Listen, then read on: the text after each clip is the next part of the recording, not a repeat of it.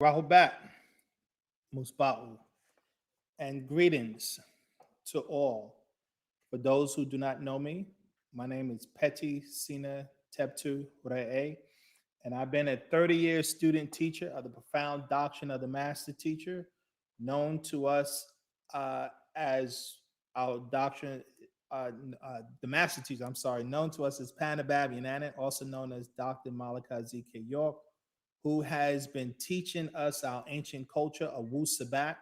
We also identify as Wu-Nawab, while who's been teaching us for now over 50 some odd years.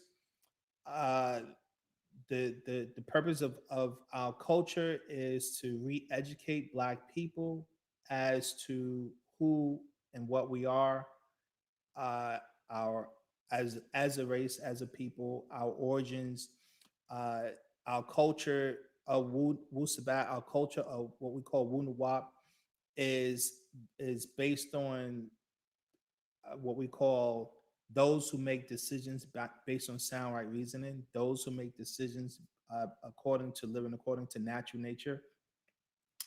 And the master teacher has been teaching us that culture due to the fact that we argue the challenges that our people, Black people around the world, the challenges that we're dealing with all over the world is due to the cultures that we're living. We're living foreign cultures, and those foreign cultures are, we argue, is the cause of all the problems that we're dealing with. And if we get back to our original cultures, our cultures that taught us to be in harmony with natural nature, the problems that we're dealing with would be resolved. And so we argued that the only way to fix the problems that we're dealing with as a people is for us to get back to our ancient culture of Wu Nawab, Wu Sabat. So again, for those who may not know me, who are new to our YouTube at here at NoopooH, my name is Peti Sina Teptu Ra'e, and I've been a student teacher of the master teacher, Dr. Malakazi York, now for over 30 some odd years.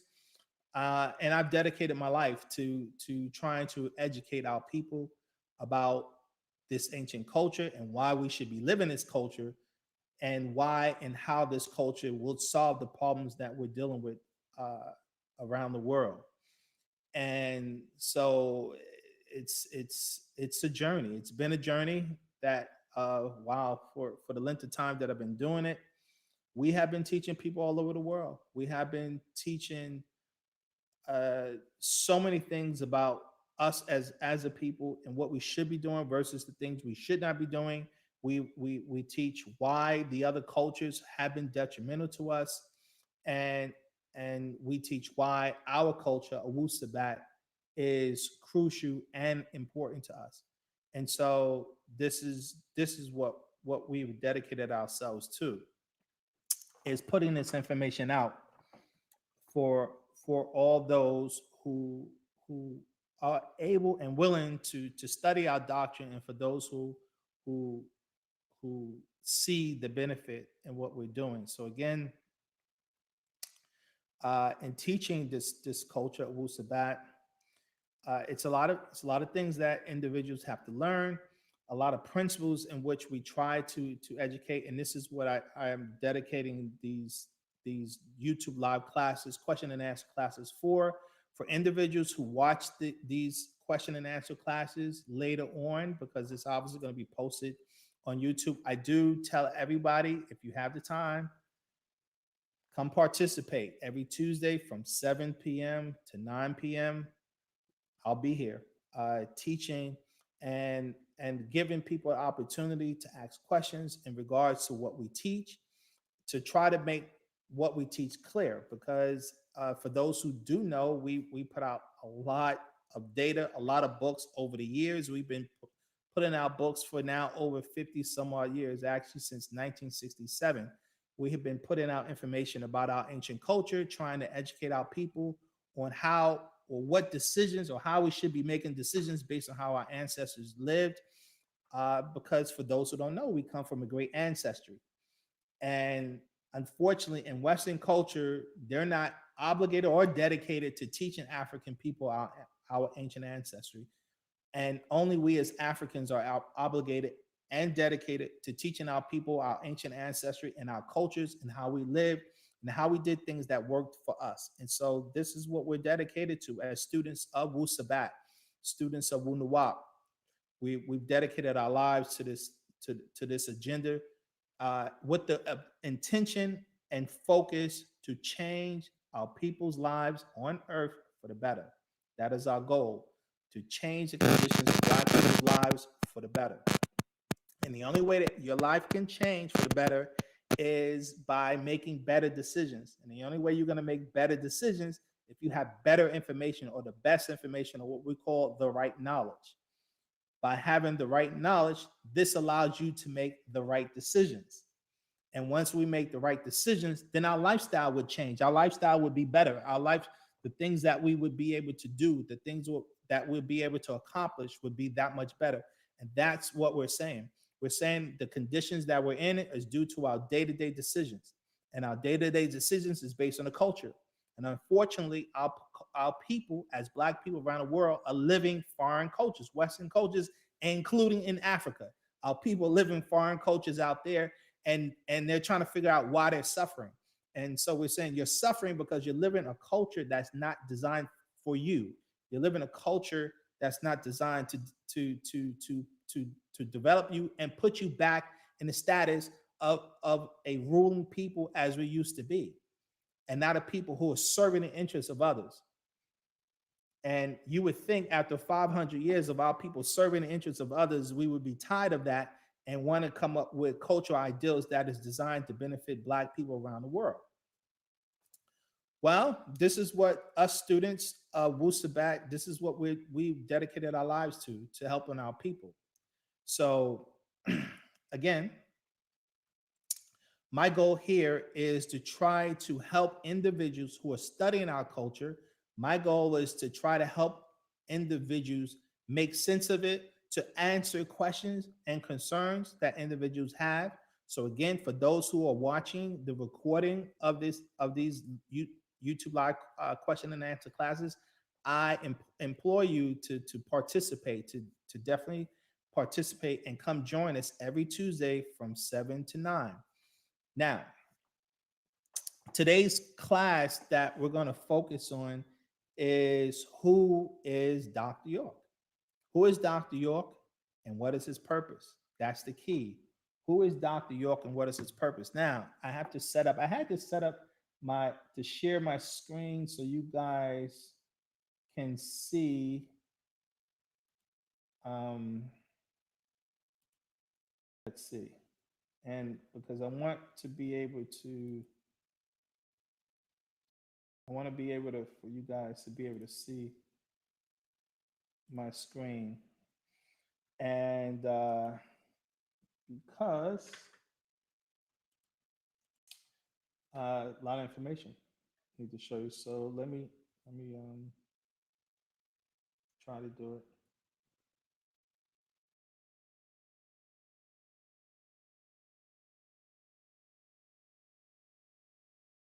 Let's see, okay. And let's see. All right. Let's go here. Let's go here. Let's go here.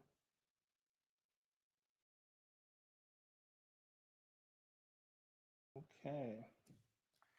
Now let's see.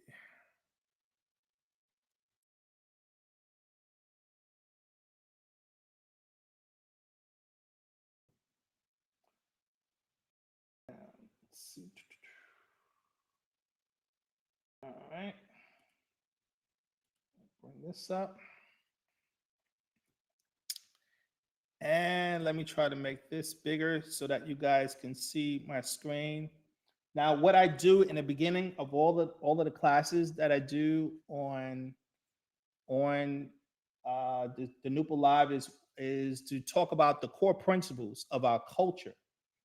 And what I did was I broke it down to 9 specific core principles of our culture. So I've told you guys last week, I went over those things, and every week I'm going to go over the core principles, because our whole doctrine is based on these specific core principles, 9 These 9 core principles. Now, for everyone who's in the chat, please press 1 if you guys can hear me. That's very important. I just want to make sure that everyone who's in the chat has no problem hearing me. So please press 1 to make sure you guys can hear me. I know last week we had some sound problems, so hopefully we'll try to clear that up. But for everyone who's in the chat, please press 1 that you make sure you guys can hear me. Beautiful.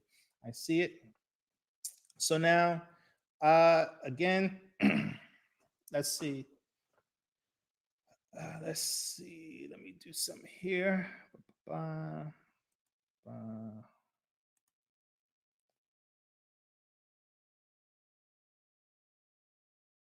See here. Now the core principles. Now, so we have 9 specific core principles that our culture is based around. So the first principle is Ashak. Ashak. Now, Ashak is translated, it's one of our Sabaean words. And let me just say this, for all those who join our classes and those who participate in our NoopooH classes, you guys are going to learn your original language, our language of Wu-Sabat. Our language of Wu-Sabat. One of the biggest challenges that we're having that's causing a problem is a language issue. We're going to do classes on that. In fact, we did a lecture on language.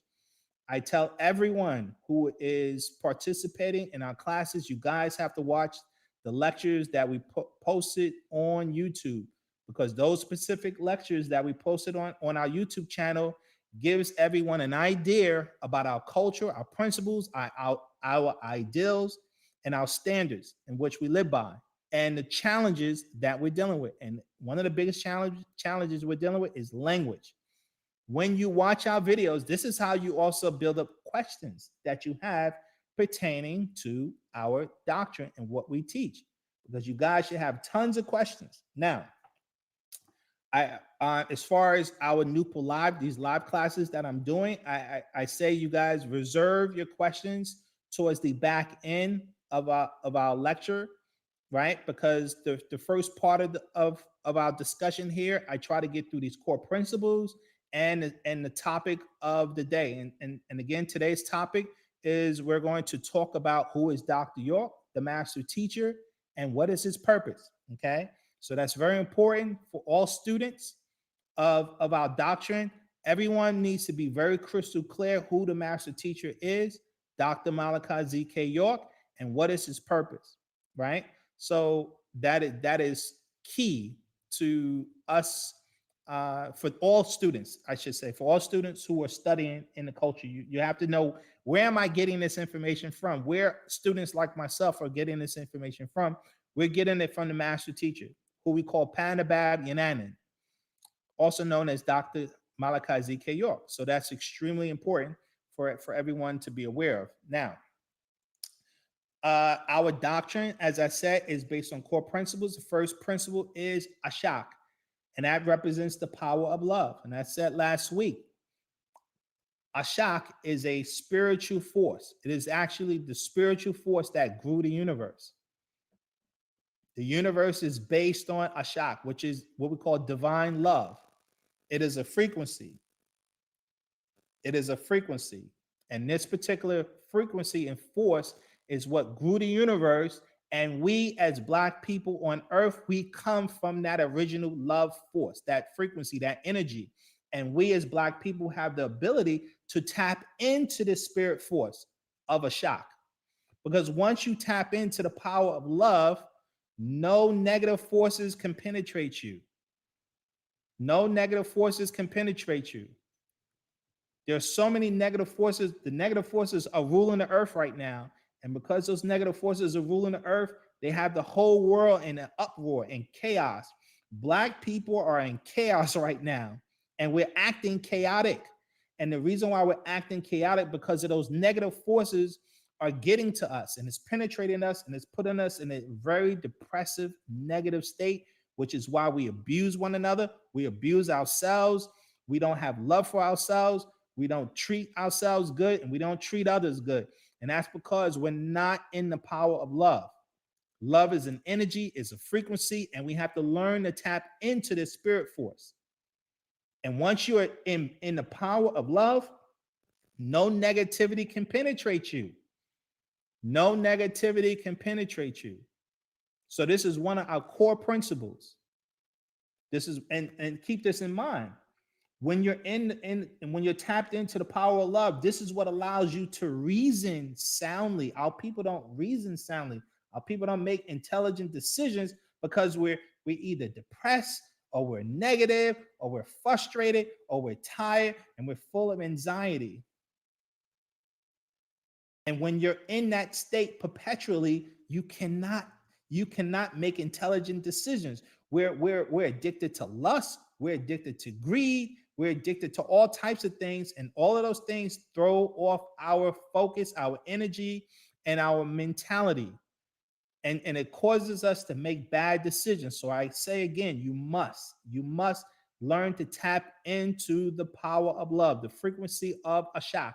And you will learn that. As a student of Wu-Sabat, you will learn exactly how to do it. I will teach you all that you guys need to know. Because that's what the master teacher taught us to do. This is the only way you can get things effectively done, is through the power of love. And so we coined the proper name for it is Ashak. Ashak. That's very important in our language. Ashak. Next principle is resurrection. Resurrection. We talked about that last week. Is resurrection. And resurrection is about learning to turn yourself inside out. Learning to turn yourself inside out. In fact, this is the whole agenda of what the master teacher came to teach us. His whole mission has been about resurrection, teaching us to turn ourselves inside out. And we're going to explain what that means in detail as well. And the next principle is the principle of Ma'at and the wisdom of Tahuti. The principle of Ma'at and the wisdom of Tahuti. That's we did a lecture on Ma'at. So for those who have not seen that lecture, please go see it. For those who only seen it once, see it again. Please see it again. I recommend watching our lectures at least 3 times. At least. Again, remember, our doctrine is about, you have to study our doctrine. You have to study our doctrine. This is not like a source magazine where you're just reading a book. That's not what this is about. You have to learn it inside and out. It's very important.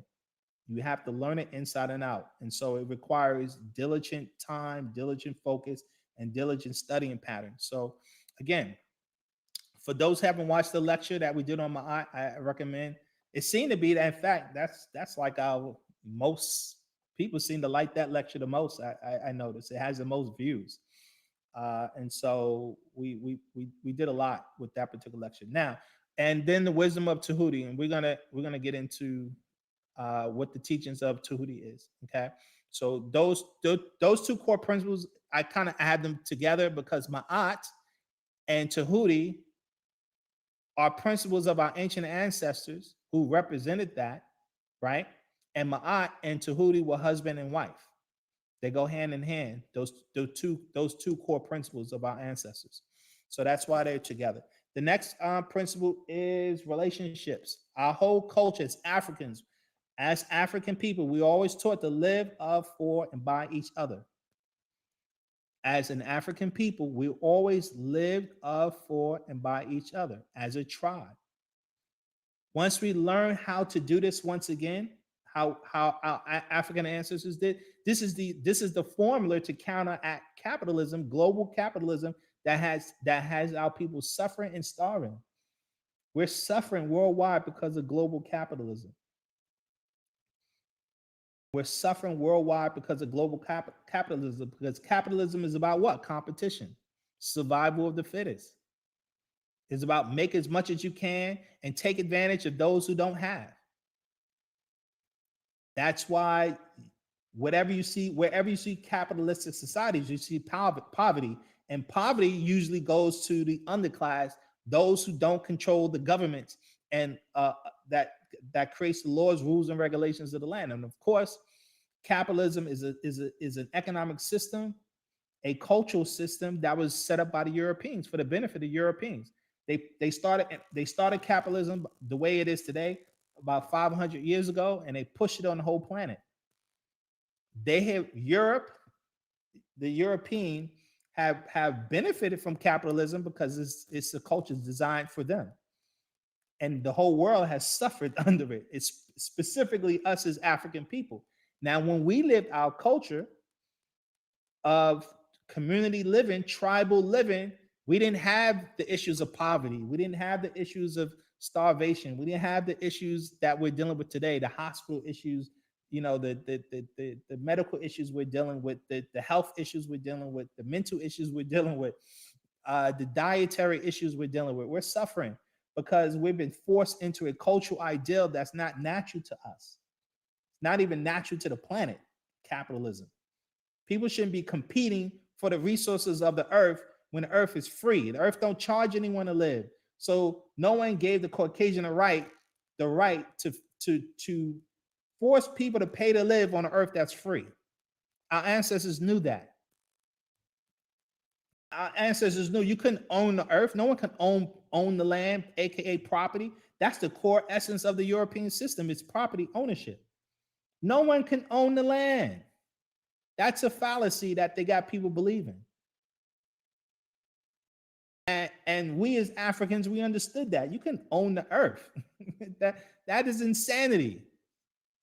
But yet, the Caucasian has convinced our people of this land ownership. And so now people complaining how Bill Gates has bought up all his land here in the United States. People complaining about how foreigners are going to Africa buying up the land, claiming that the Chinese are buying up the land and other foreigners are buying up masses of land. You can't own the earth. The earth is free. The earth don't charge no one for water. The earth don't charge no one for lumber. The earth don't charge anyone for the vegetation that comes from the earth. So humans don't have a right to take control of certain portions of the earth and say you have to pay them for something that nature provided us for free. Now that's a long subject all to itself. We're going to get into that. But the next principle you guys got to learn is morphic resonance / matrix. What is the morphic resonance / matrix? We put out a book called Natural Ether Energy, and another book we put out, I think it's called Divine Design, Intelligent Design, or Plot of Aliens. That particular book goes into the subject matter in detail, but we're going to do discussions on that. The next principle is what is soul, spirit, and ach. What is soul, spirit, and ach. Very important to learn.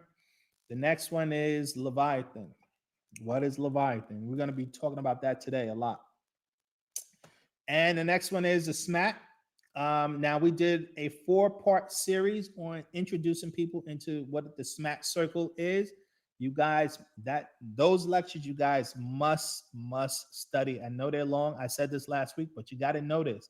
You have to understand the SMAT. Everything we're dealing with on this planet is based around this concept, the SMAT, the cycles of nature, which is what the SMAT is all about. Understanding the cycles of nature and existence itself, how existence operates, okay? Nature itself has principles, has a functionality. Our ancestors, because we used to be in tune with nature, we used to know this. Now we're completely out of tune. Like I said before, we're more in tune with Netflix. You know, we're in tune with Popeye's chicken. But we're not in tune with the forces of nature anymore. We used to be, but we're not anymore, and it's a darn shame. But we have to relearn this. This is what resurrection is all about.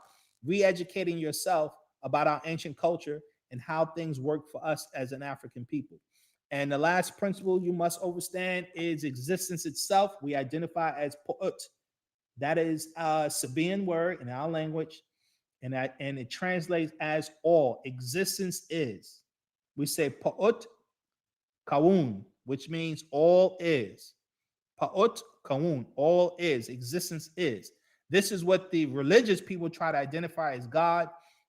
They're wrong on that. Their concept of God is not the created force, the creation force of all. Their concept of God are nothing but different types of spirit beings and extraterrestrials.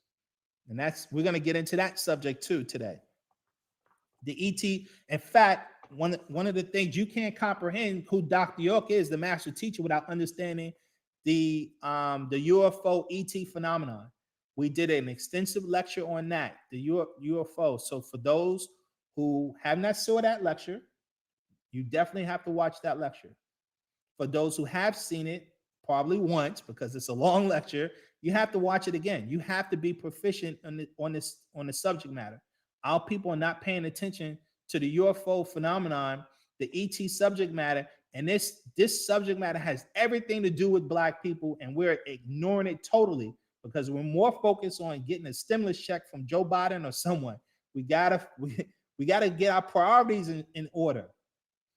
We have to get our priorities in order, people. I know life is tough, and I understand we're dealing with economic challenges, we're dealing with relationship challenges, we're dealing with social challenges, but I'm telling you, all of those challenges that we're dealing with is due to we don't really understand how this planet is operating. We don't really understand how this system, why these systems are set up like that to create the challenges we're dealing with. And that's what our doctrine and what we're teaching is trying to educate you. Why you even have economic problems, why you even have relationship problems, why you even have health problems. It's all related to the culture. All of the issues we're dealing with is all culture related, things that we've learned being under European culture for the last 500 years. And this is where all of our problems are coming from. The ET phenomenon is one of the most important subject matters that our people can be educated about, and Black people seem to be the least interested in learning about the UFO phenomenon, the ET phenomenon. We're the least interested, and yet we're the most impacted by that phenomenon, and our lack of knowledge about it, our ignorance to it, is hurting us really bad. Okay? Our ignorance to the UFO phenomena is hurting us really bad. So we're gonna touch on it. And again, you can't even comprehend who Dr. York is without understanding that subject matter. It's very extensive. And now the government, for those who do not know, now the government is exposing the UFO phenomenon is very real. They're letting the people know. They're letting the public know. We're gonna touch on that. So these are the core principles, right? These are the core principles of our doctrine. Okay. And we're gonna go over these principles, like I said, every week. We're gonna address these principles, and our discussions will be based around these core principles, so that once you guys become proficient in what we teach here on NoopooH.org, you guys will know the core essence of our doctrine. You guys will be very aware of what our goals and agenda and objectives are, and so that it'll help you in your decision-making abilities. Because our whole focus here is to increase your ability to make the wisest, best decision possible, so that our lives can be shaped for the better. That's our whole goal. It's transforming the conditions of us as a people, as Black people. So now we're going to get into the essence of our subject, which is who is Dr. York, aka Panabab Yananum. Panabab Yananum. Who is Dr. York, aka Panabab Yanun? We also enunciate his name. So let's see. The best way for me to educate you guys on who Panabab Yanana is to we put in a book. We a lot of our books we put out. We spend a great deal of time educating people about who he is, what his purpose is, what his goals are, what his objective is. Now, I'm going to do a lot of reading, so you guys can follow along, because I have one of the books that we're going to be reading through, and then I'm going to do commentary.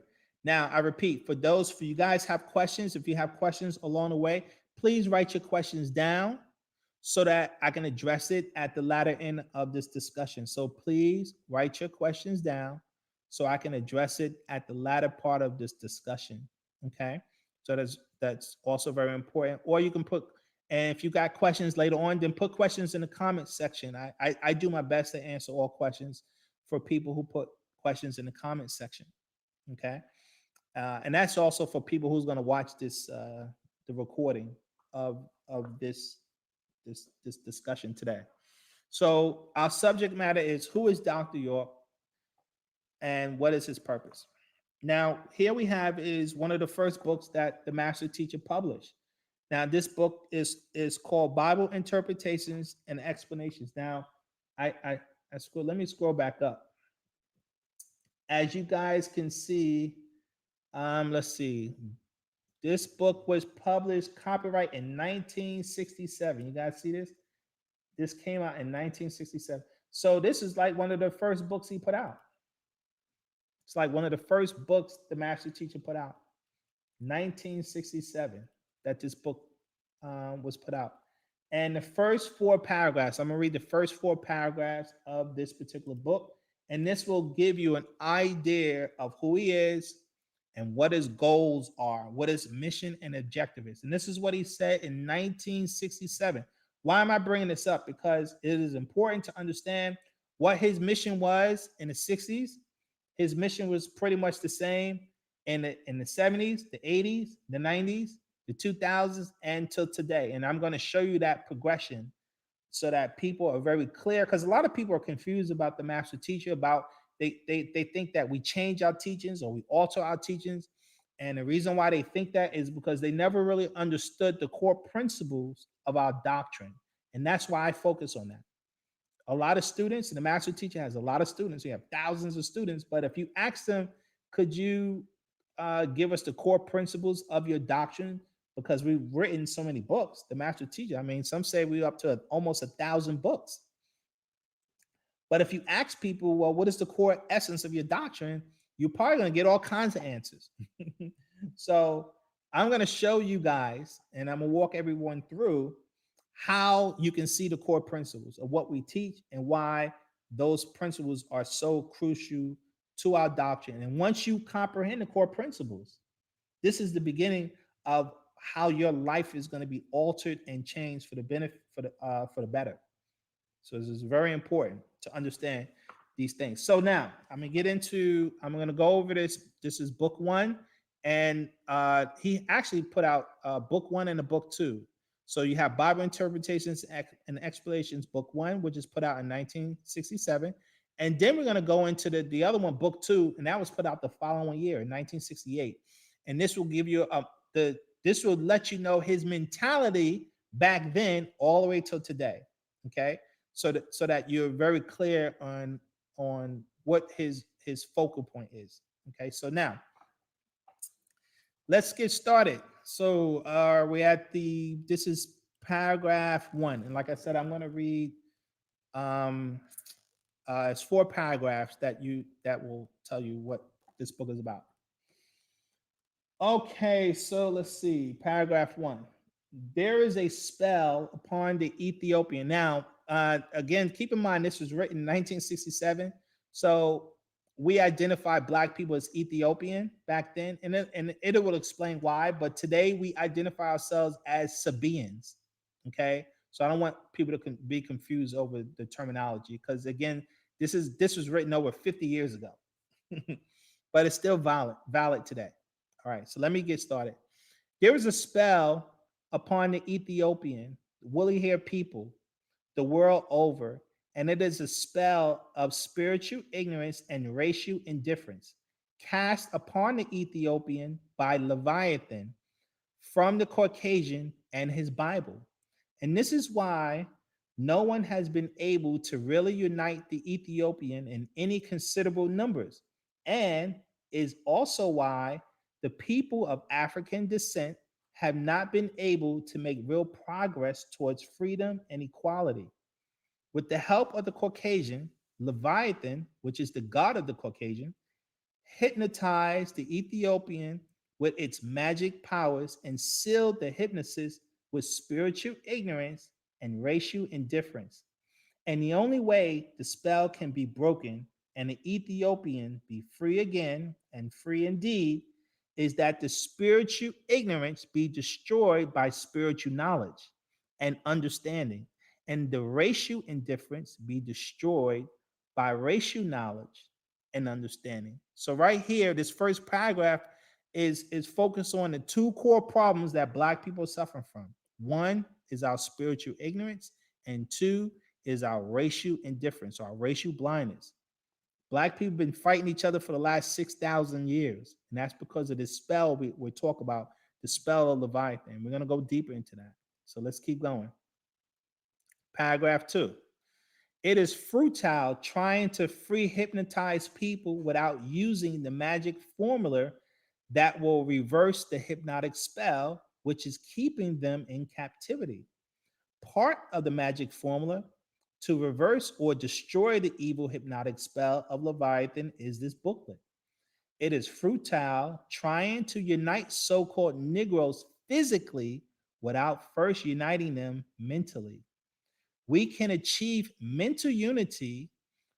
If we can achieve mental unity, we are automatically united physically because a person talks and acts the way that he or she thinks. Hence, the results of ignorant thoughts are ignorant words and ignorant works. If the minds of those of a kind are enslaved, that kind is enslaved no matter where they may be. But if the minds of those of a kind are free, the physical persons are free or will soon be free because the mind is the control and thereby determines the course that the person or persons will take. So this paragraph talks about we need mental education. We need mental knowledge that will increase our level of intellect. This is the only way we can fix ourselves. As he said in this paragraph, when the minds are united, we will physically come together. Right now, our people focus on more physical unity and not mental unity. But let's go on. Paragraph 3. When the mind is out of order, the person is out of order. When the minds of Ethiopians are divided, the physical persons are divided. Common knowledge, meaning knowledge that all or the mass majority of Ethiopians will understand and accept, will unite our minds. There can be no mental unity as long as a spell of spiritual ignorance is upon us. And there can be no physical unity as long as a spell of racial indifference is upon us. When destruction of the spell is complete, the Ethiopian will have a free and united mind. Right knowledge, by the help of the forces of nature, will destroy the evil spell of confusion, ignorance, apathy, and disunity among Ethiopians. Right knowledge is designed to free, discipline, and unite the minds of Ethiopians. Then the rest of our heritage will come as sufficient effort is made. Right knowledge, wisdom, and understanding are the magic formula necessary to counteract and destroy the evil hypnotic spell of Leviathan. Because right knowledge causes the Ethiopian to think right and take the right steps towards liberty, justice, and equality by the help of the forces of nature. Paragraph 4. This booklet provides some of the questions and answers necessary to break the evil spell. When the spell is broken, the spell and its evil results of disunity, hate for each other, disorder, apathy, and oppression will pass away from the Ethiopian and other oppressed peoples. All Ethiopians who accept the answers and explanations in this booklet and the facts of other booklets that may follow will soon be liberated from oppression and captivity and be equal.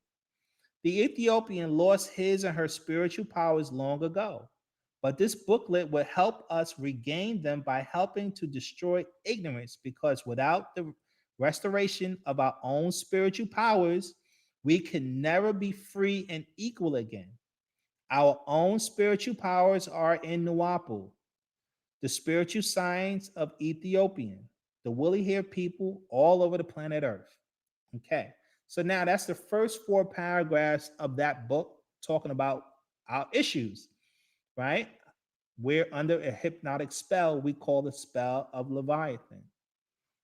And that spell does 2 things to us. It literally made us spiritually ignorant, and we became racially blind. And that's when Black people started to fight in war with each other. And we've been fighting each other for a very long time. If you study African culture, you'll see it. That's why ancient Egypt was at war with ancient Nubia. 2 Black African nations fighting each other. And that was due to the spell. And we've been fighting, unfortunately, we've been fighting each other ever since. Now, let's go on to booklet number 2, part 2. Okay, so this was written the following year in 1968, part 2. Paragraph 1.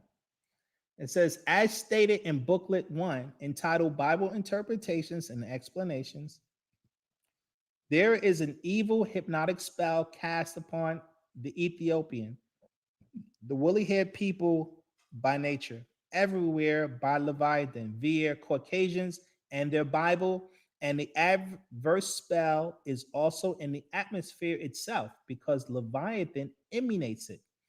It is the ghost spell of spiritual ignorance and racial indifference. And the only way the opium-like hypnosis can be destroyed is by right knowledge, right wisdom, and understanding, working with nature and its atmosphere of the new sun cycle, the revolutionary cycle.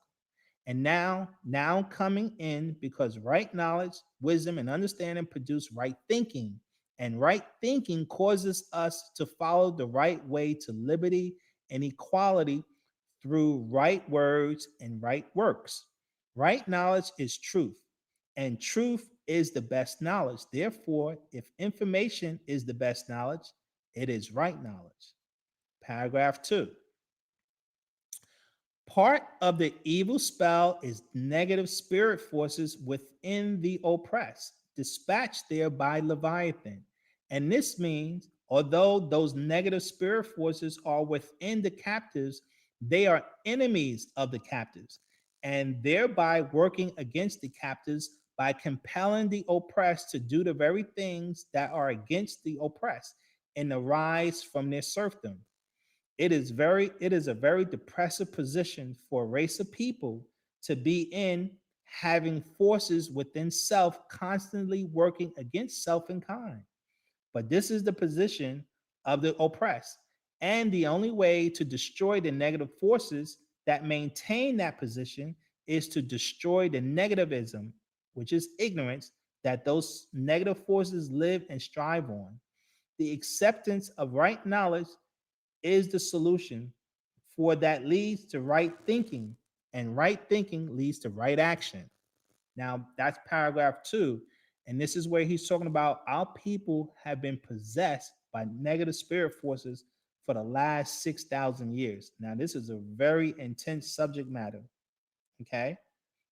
And we've been addressing this subject matter in a lot of our lectures about these negative spirit forces. This is why our people take drugs.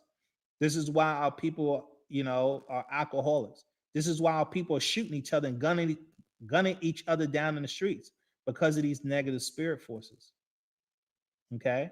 This is why we're having all of the problems we're facing all over the world, because our people are unfortunately possessed by these negative spirit forces, and we don't even know it. And the reason why we don't even know anything about spirit forces is because we're spiritually ignorant. As African people, our whole culture is based on spirituality. But now we're stuck in foreign cultures and we're under their forced spiritual systems of religion, whether it be Christianity, Judaism, or Islam, that don't explain or educate our people about spirituality. So you're possessed with these spirit forces and don't even know it. But let's go on. Paragraph 3.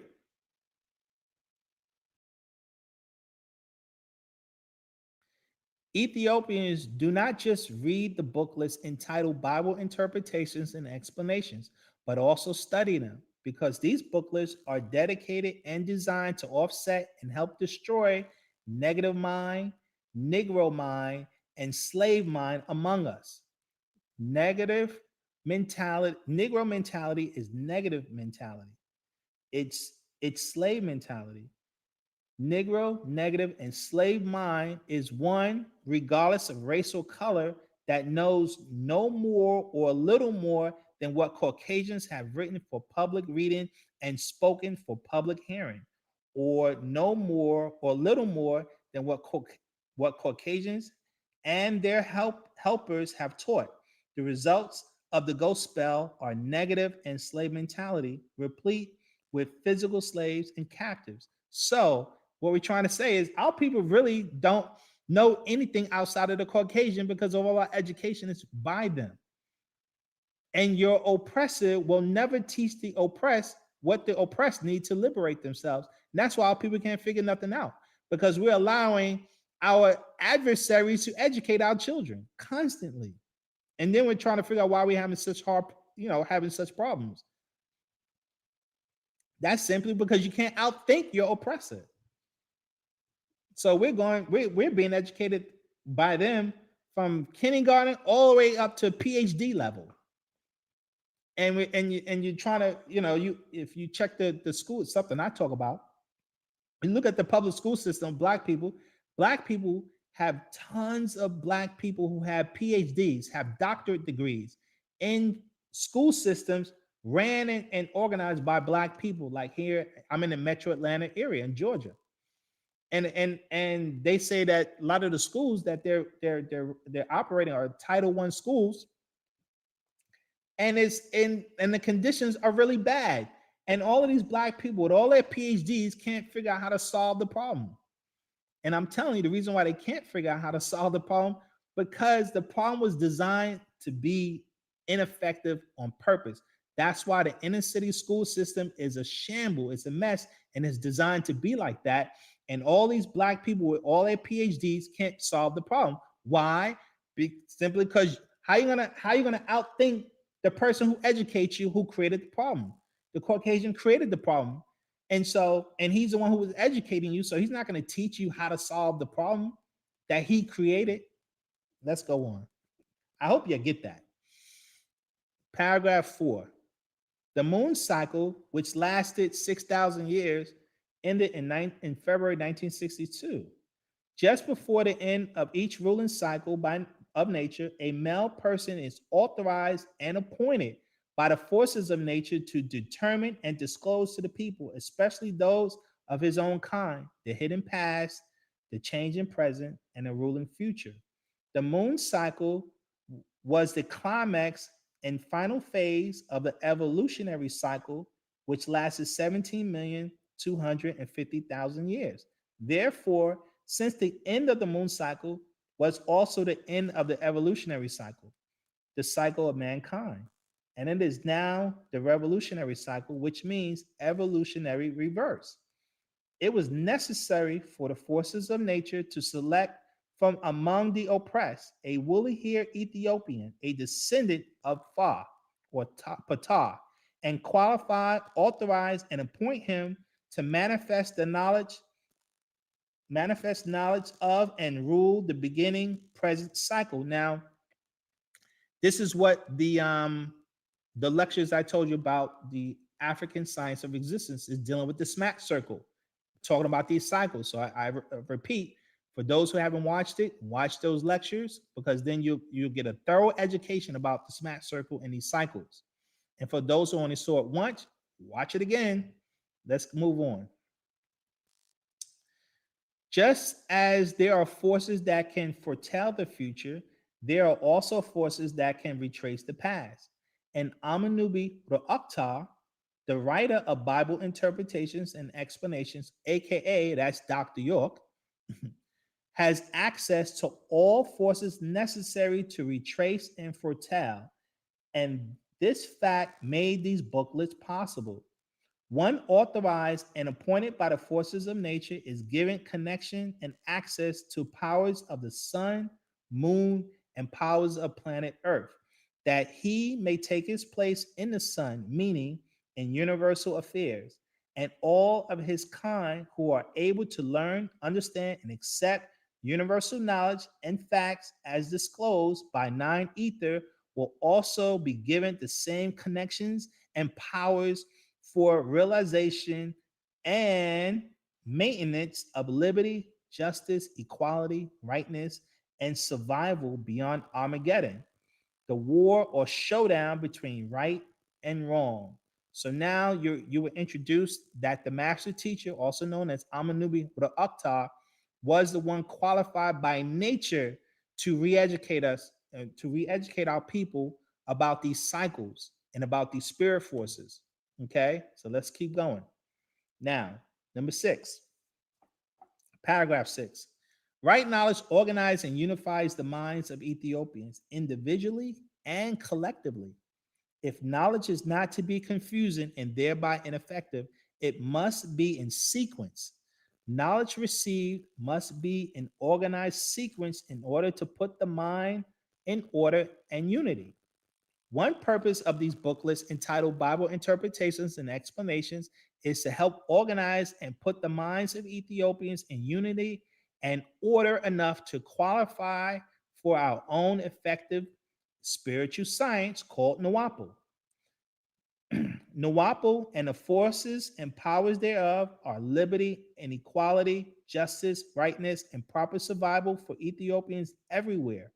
NoopooH and the powers that make it effective and binding are the equalizers for Ethiopians in all fields of necessity and endeavors in which other races offer contest.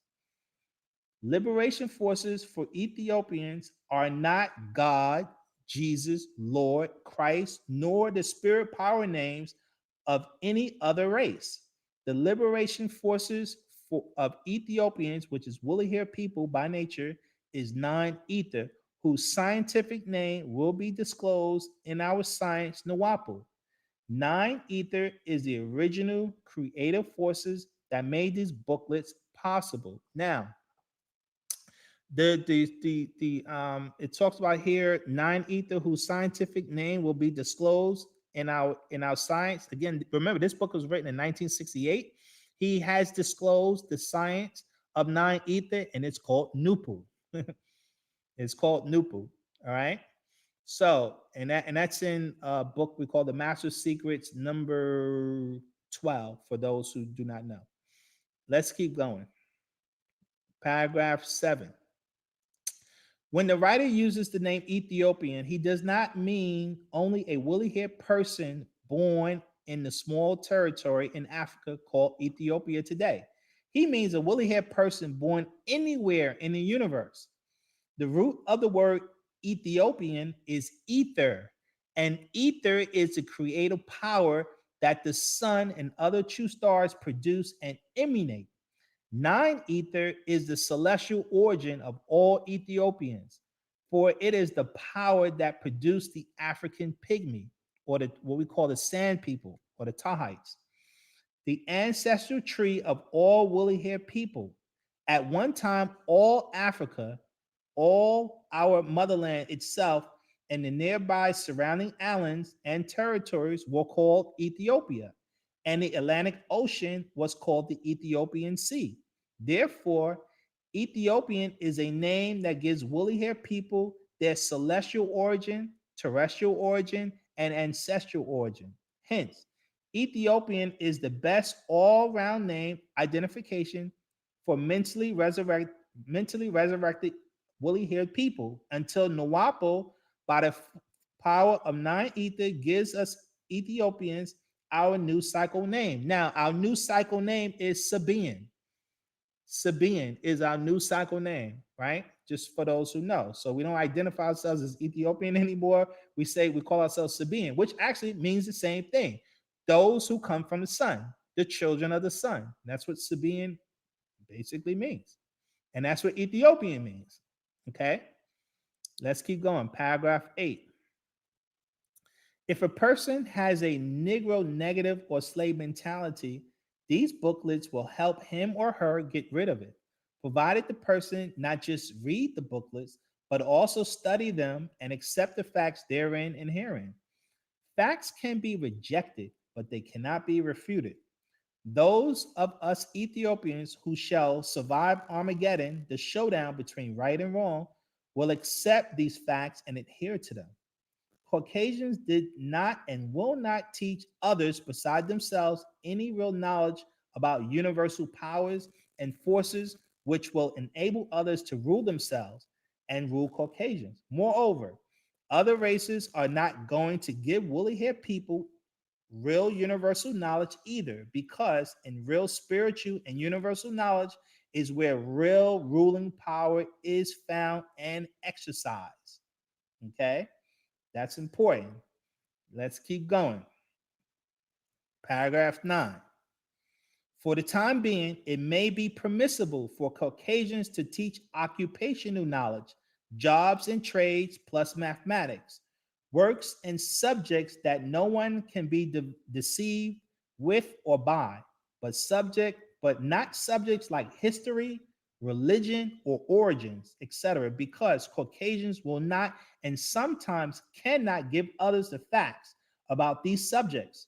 Caucasians know and teach certain occupational jobs and trades according to present day standards, and mathematics is an universal science which speaks for itself. But what can Caucasians teach anyone about morals and best way of life when they are those who destroy real knowledge, morals, and best way of life by suppressing and murdering darker peoples, lying to divide others and create ignorance, and stealing other people's lands, culture, and natural resources? That is, other people's heritage. Caucasians never did and never will give others true spiritual and universal knowledge, because much of it they do not know themselves. And what they do know, they keep it among themselves so that they may continue to rule the ignorant and impoverished. And this is why our ancestors, the Moors, when we used to teach science, we taught science in two parts, which was empirical science, and we taught metaphysical science, okay, which is metaphysics dealing with spirituality and the forces of nature.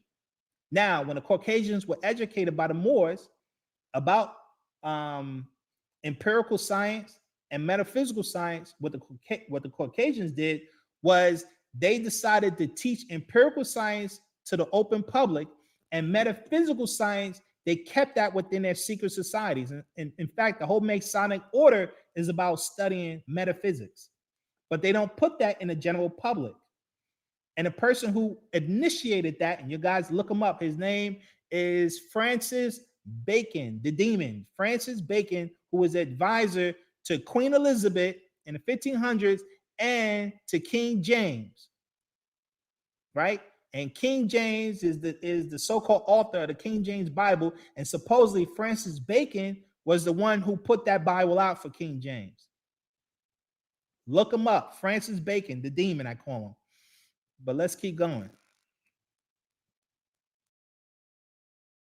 All right, now we at paragraph 10. This is book 2. He says, occupational, professional, and technical knowledge we need and should have, but we Ethiopians need more than that in order to be free and equal and have ruling power. Occupational, vocational, professional, and technical knowledge are not sufficient to eliminate Negro negative and slave mentality. Negro or negative mentality, negative mind, is one which is void of real universal knowledge about time and origin of universes, stars, planets, satellites, origin of oceans, mountains, vegetation, time and origin of races, cultures, and what each race is supposed to represent. Negro mentality is void of its own true spiritual science. and the powers which maintain a racial spiritual science are those that create a racist culture, make its history, and direct its way of life. Therefore, if a race does not have its own true spiritual science, it is void of what is necessary to make it free and equal. In the case of Ethiopians, NoopooH, or we say Wu-Sabat today, is his and her true spiritual and universal science. And again, the Caucasian is not going to teach you spirituality. That's how you gain your rulership back, because you got to get rid of the negative forces that's making our people so freaking negative. And our people don't know anything about spirituality. And church preachers ain't going to teach it because they don't know. Or the imam in Islam, he's not going to teach it because he doesn't know. They talk about these spirits, but they don't understand spirit science. And there's a science to that. But let's keep going. Number 11, universal knowledge informs us about the governing codes and cycles of all existence and living beings and kinds of spirit forces, and the ones that are for or against whom. Real universal knowledge must answer the knowledge questions, which is when, where, what, who, why, and nature of. That is, whom a thing is for or against. NoopooH, aka Dr. York, the writer of booklets entitled Bible Interpretations and Explanation, is qualified by the forces of nature to receive and disclose universal knowledge, unveil the past, emphasize the present, and blueprint the future. What NoopooH writes is meant to destroy the barrier between woolly haired people and their spiritual science and heritage in general. Universal forces cannot beneficially and effectively work for us and with us as long as so many minds among us are so negative, because negative mind attracts negative forces, and those negative forces destroy us and cause us to destroy ourselves.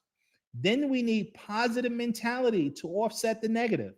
Then we will have the brain power necessary to identify ourselves with universal forces, and they will help us to liberty and equality. So again, without understanding our spiritual science, there's no way we can circumvent and battle these negative spirit forces that our people are dealing with all over the planet. Okay, so let's keep going. Where we at? Paragraph 12. Now, when a Caucasian meets someone who does not believe in God, that is, ghosts, he calls that person an atheist, because there are two kinds of spirit. You have ghosts and you have ether. Therefore, if a person is not of ghost, that is God, he or she must be of ether. Hence, he or she is called an atheist by the Caucasians.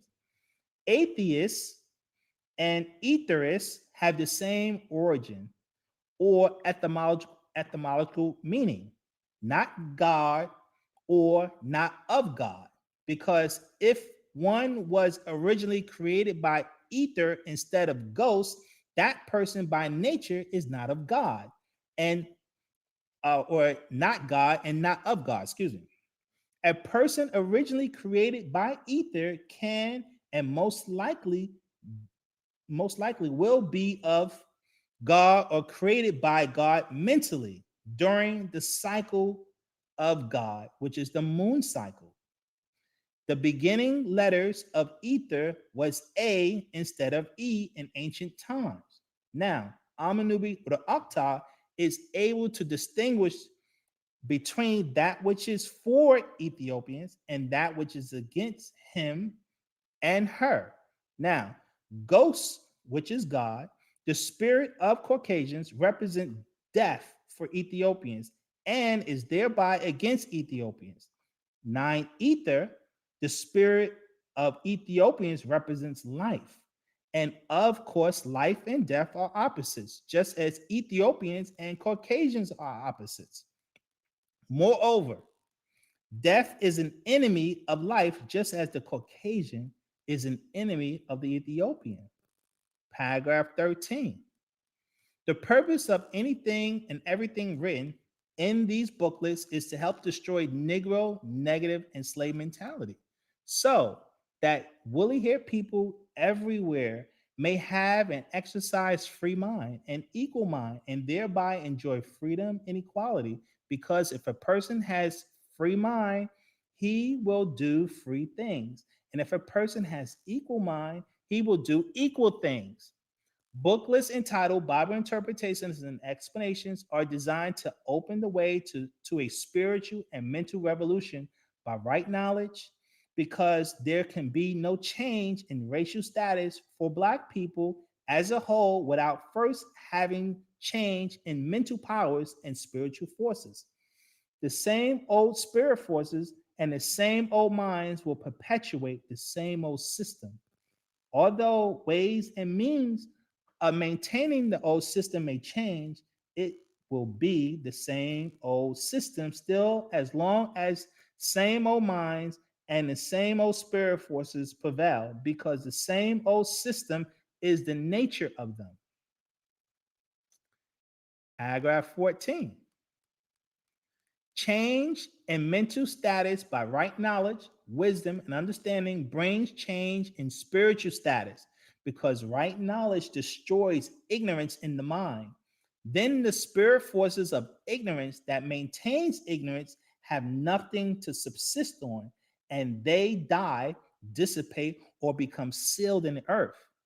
When the mind receives right knowledge and accepts it, the mind defends itself by fighting against the forces of ignorance, which is its enemy. And when the right side of the mind defeats the weaker side, the person becomes free and equal as sufficient effort is made. The results of cruel suppression of the mind and the accumulation of gross ignorance are the state of miserable conditions where the slave and the slave master or captive and captor play to the same God. Since the slave master is the enemy of the slave, if the slave prays to the same God as the master, he is praying to the God that enabled the slave master to enslave the captive. And that God is an enemy of the slave or captive, just as the slave master is. The one God doctrine that the slave master indoctrinated the slave with is false and a trick to keep the slave from recognizing any other spirit powers but of the slave master. There are many gods, but only one supreme being or almighty, and that being is infinite, omnipotent nature, who has innumerable powers and parts. The one supreme being is every person and every place and everything, finite and infinite, visible and indivisible. And that's what we identify as pa'ut. When we say all, we say pa'ut, right? And I went over that, guys, earlier. Now let's keep going. Paragraph 15. The powers and forces of Nawapu are liberation and salvation for woolly haired people everywhere.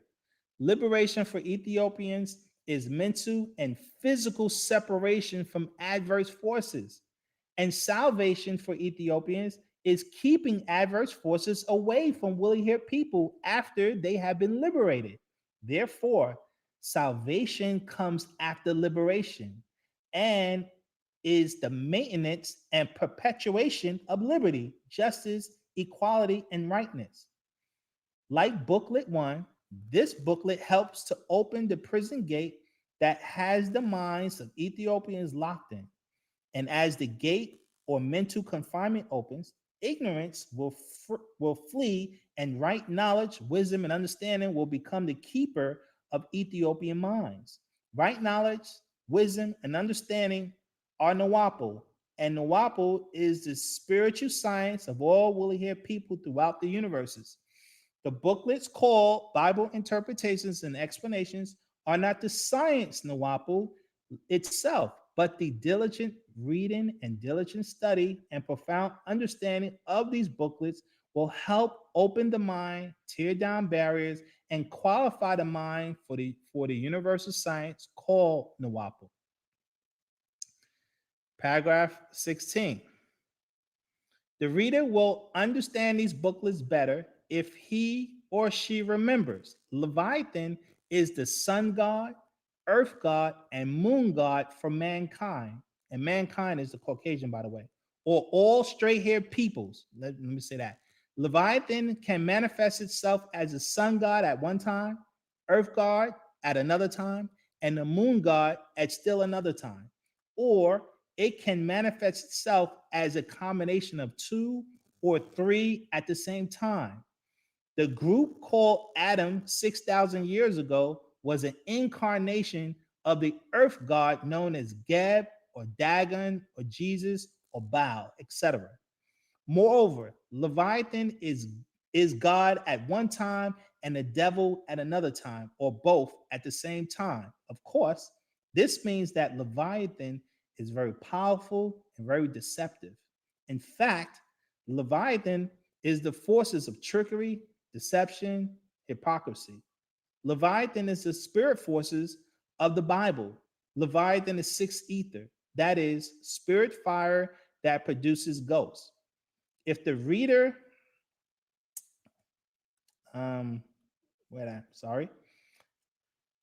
if the reader understands this paragraph, he or she can understand the Bible and the booklets called Bible Interpretations and Explanations. In this booklet, there may be repetition, but it is needed for clarity and emphasis. Okay, so I'm gonna in that point right there.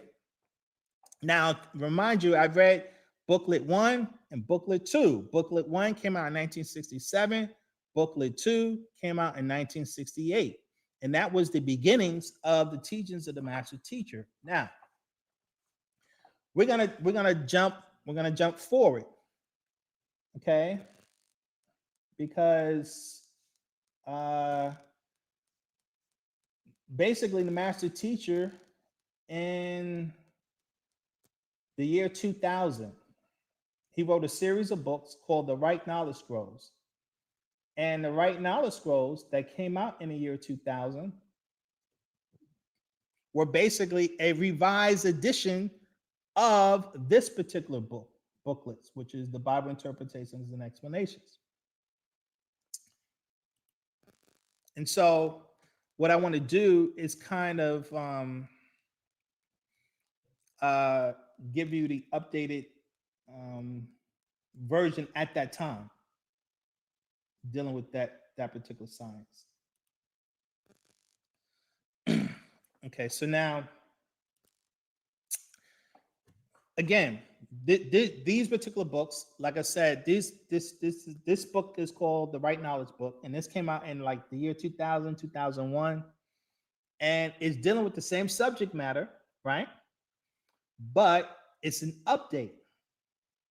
Okay, so it's dealing with the same subject matter, but it's an update on that subject matter that was put out in the 1960s, in the late 1960s. And now we have the same subject matter in the year 2000. And just so you know, we have current books, what you call the actual facts, that's updated this. So it's like we have a succession of updates.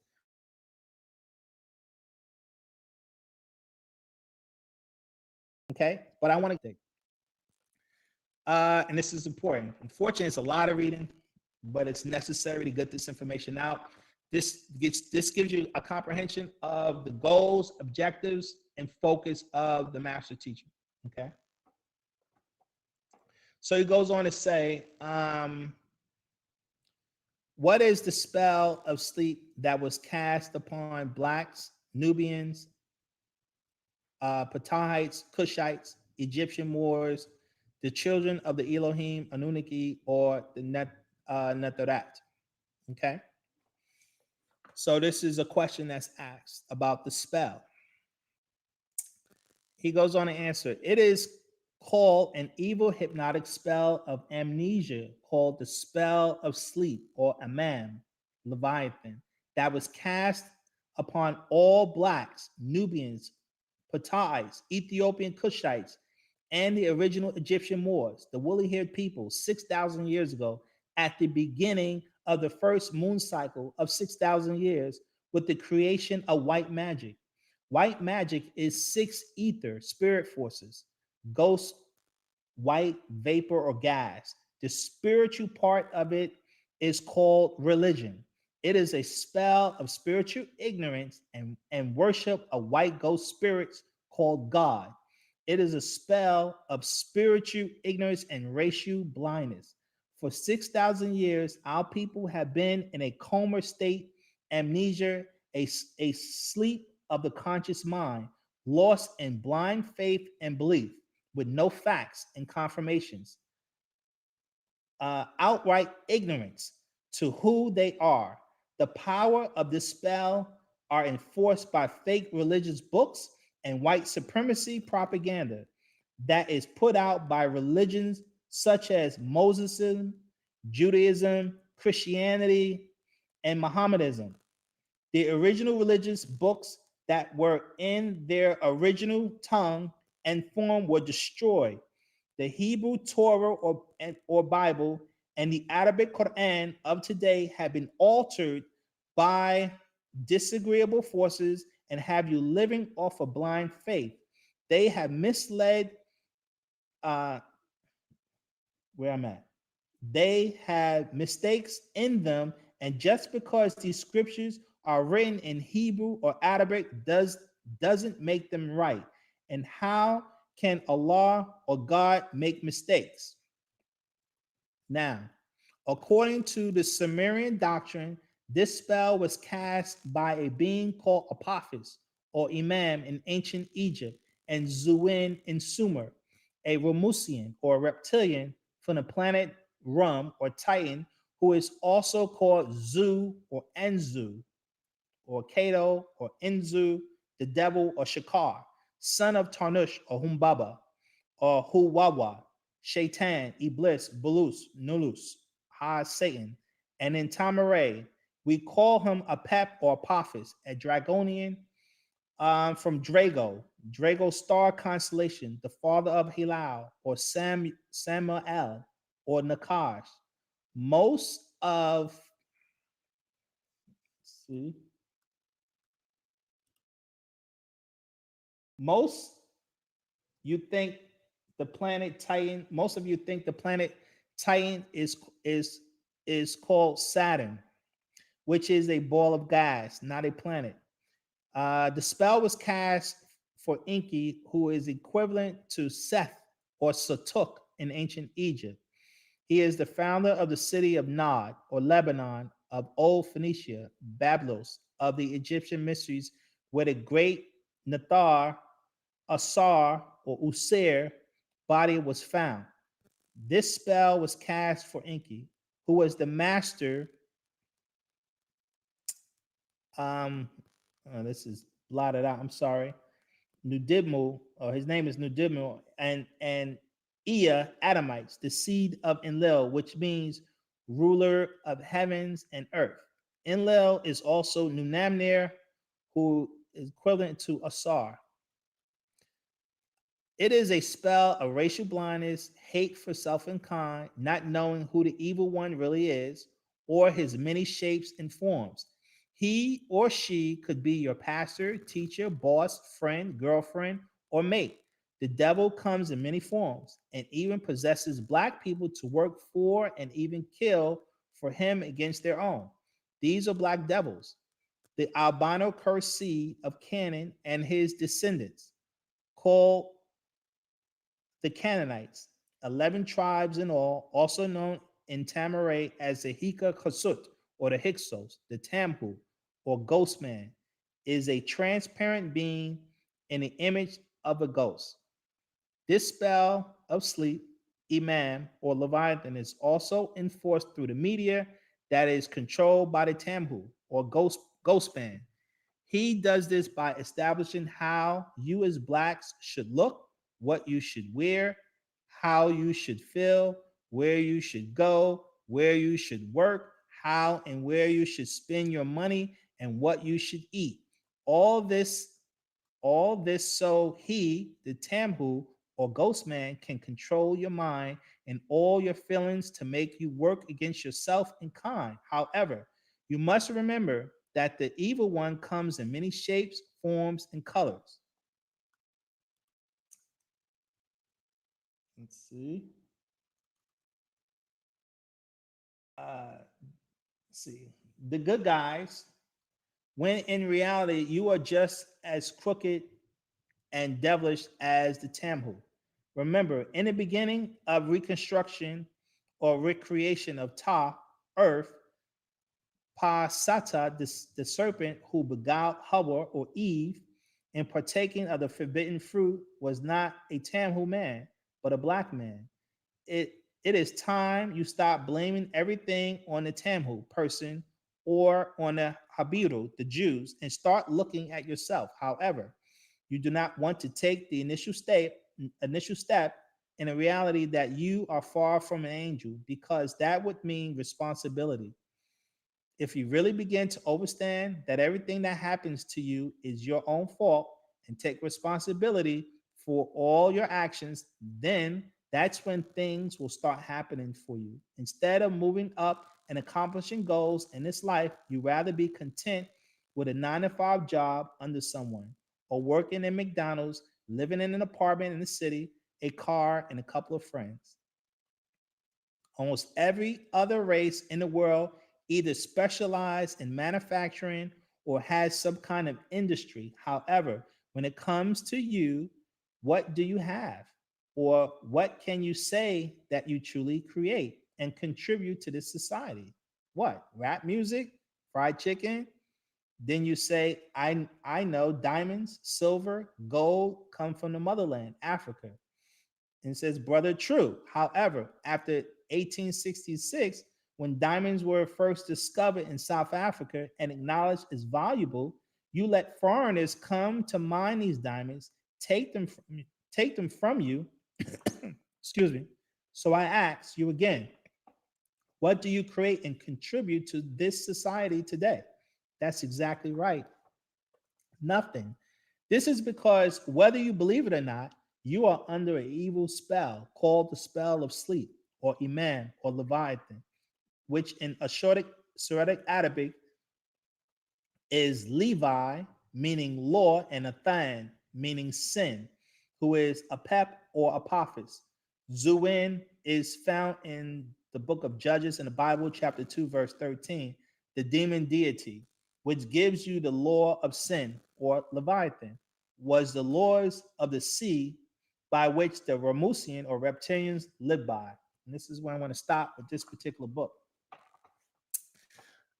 Now, like I said, this book was an update from the other books that were written in the 60s, right?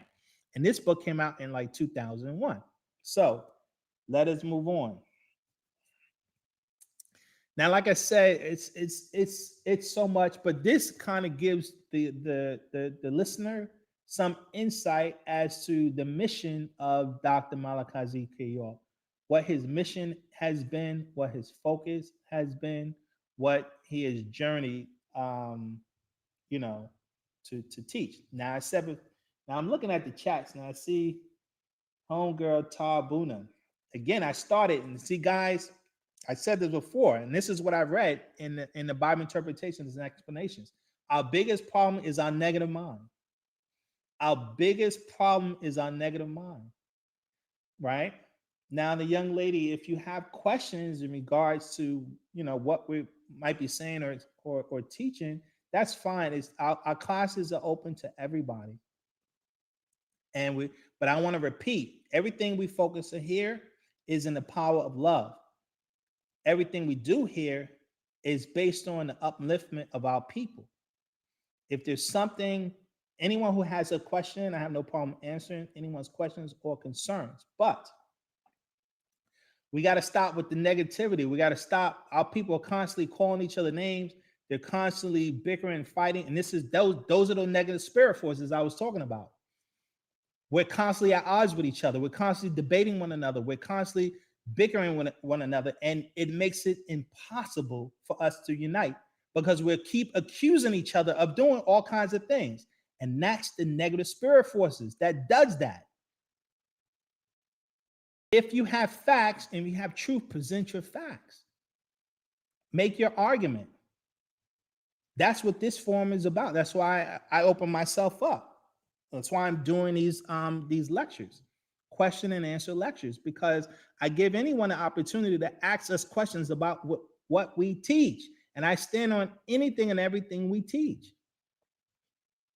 Now, if there's something that we said is false, I will address that. And anyone can ask me any questions pertaining to that. But we don't do name calling.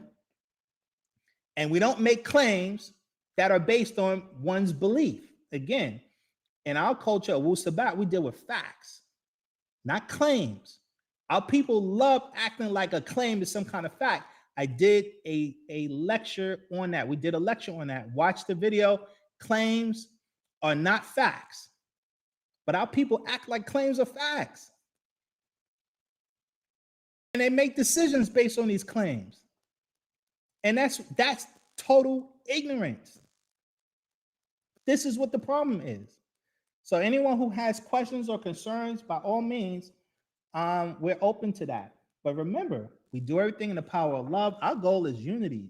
Unity of our people. We can't unify when our minds are not united and disunited.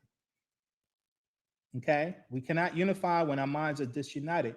And the only way we can come together is we learn to reason together. Because reasoning is a scientific methodology of finding facts and truth. I repeat, reason is a scientific methodology of finding facts and truth. So if you have facts, you can present your argument. If you have facts, you can present those facts so that we can reason them out to see if it's true or false. Right? That's very important. So again, I repeat to our people out there, do not allow the negative minds. I just talked about that. You know, the black devil, that's what we call a black devil, who cannot control the spirit forces of negativity in themselves. And they love it. You got some of our people, they love getting drunk. You know, you got some of our people, they love gang banging, hurting others.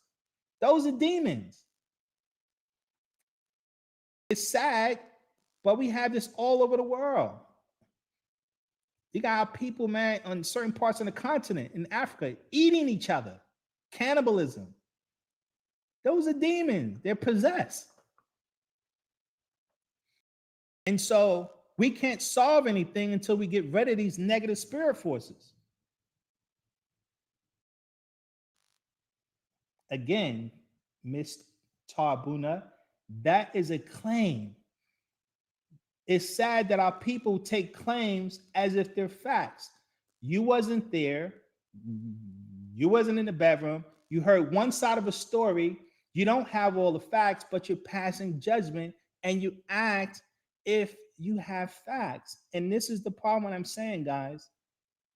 You know, we must deal with the facts when it comes to our culture, when it comes to us as a people. But we have to stop debating. We have to stop arguing. We have to stop name calling. We have to stop picking fingers. And let me just say this. Any of our people who is in the United States prison system cannot be judged by the Caucasian. Let me repeat that. I don't care what the Caucasian claimed that they did. The Caucasian has no authority to be judging anyone. So that's step one. So any so-called court proceedings that happen in the Caucasian's legal system, where everyone who studies their system know they have one of the most corrupt legal systems there is, especially when it pertains to Black people. Okay? It is a known fact that white people, close to 90% of white people, automatically see Black people as guilty. That's why they don't hesitate to kill us. So they don't have the authority to judge us. So that's step one. So if we want truth and we want righteousness and we want justice, we have to be the judges of ourselves. We have to be able to rule ourselves. And that's what I've been arguing about. Right now, we're not mentally ready to rule ourselves because we're busy fighting one another. We're busy bickering and arguing. So we can't even set up a system of justice until we get that stuff out of us. You know? And what did the sister? What children were harmed? No, children was not harmed. You didn't live on the land. You wasn't even around. I was on the land. So stop saying lies, sister. There were no victims on that land. Those are lies. Anyone who makes the claims about they have been harmed, and this is going into our case, and I don't want to deviate too much, but anyone who's made those claims, or if you heard those claims came after the fact when people were off the land. No one, I repeat, no one who lived in our lands and our communities were ever or made any complaints of abuse or any signs of abuse. No one ever talked about it. No one made any complaints. There were no reports. There's nothing, and I mean zero. All of that stuff came after the fact. All of those kinds of claims and arguments came when people were gone, when they wasn't even a part of the community any longer. And that goes into a whole nother story about that case. But unfortunately, again, people hear one side of a story and they run with it because they don't have facts. And it's sad. You know, yes, I have the transcripts, and we're gonna do. Let me just say this: we're gonna do a detailed breakdown of the master teacher's case. We're gonna do a video on that to you know, so that we can make things clear, because there's so many lies out there. There's so many lies. Like the young lady talking about the transcripts pertaining to the case of the master teacher. The transcripts actually tells nothing. It gives it. Well, you know what? I don't want to deviate from that, you know, because there's so many things we do need to focus on. But I will say this: if anyone has any questions pertaining to the things that we were talking about today, in regards to the master teaching, in regards to our goals, we focus on our problems, right? And we said there are two main things we're dealing with, which is racial blindness and spiritual ignorance. And you guys can see when you see someone with negative claims, okay, and negative accusations based on hearsay, you see what we're talking about. We see what the spirit forces that we're talking about, and this is what's keeping our people divided. We can't. There's not a meeting of the minds because of the simple fact we're influenced by gossip, and we're influenced by slander, and we're influenced by false doctrine and information. And we have to overcome that. And that's exactly what this class is about. Right? So the two issues that is keeping us messed up as a people is our spiritual ignorance, not understanding how these spirit forces influence our people in a negative way, and two, our racial indifference. We as Black people have been warring with each other for the last 6,000 years. It has to stop. And it's not going to stop until we raise our intellect. And I said, we got to stay in the power of love. It is the power of love that keeps you at a state of harmony so that you can reason correctly when negative forces approach you, because the goal of negative forces is to throw you off your center. And when you stay in the power of love, negative spirit forces can't throw you off your center. And that way, it allows you to reason soundly so you can combat negative spirit forces, because the way you fight them is through reason, sound reasoning. You know?